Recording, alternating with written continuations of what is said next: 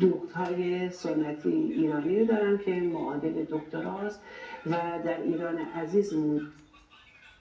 يعني خلينا نقول خصوصية بالنسبة لك ياسمين، هل فعلا يعني ما في أسرار بين الأم وبنتها؟ هلا ممكن يكون ما في أسرار كثير كبيرة ولكن لازم يكون في سر بين.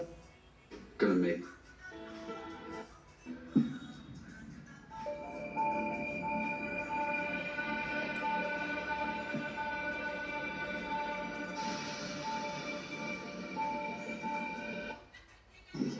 Do not open the door for anyone.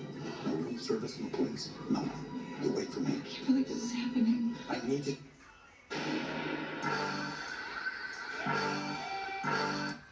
The guy coming to kill you, that kind of crap. Yeah. You should probably just stay here. Smart move. Unless, of course.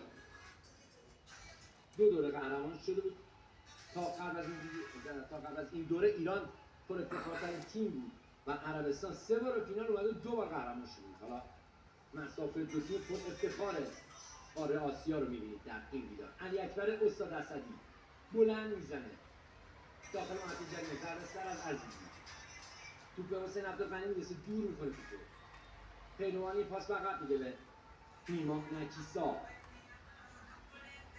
ایران در 3 فینال in different areas behind the so-called yellow line and also outside the areas that are called yellow line areas in which the Israeli occupation attacks are continuous around the hour.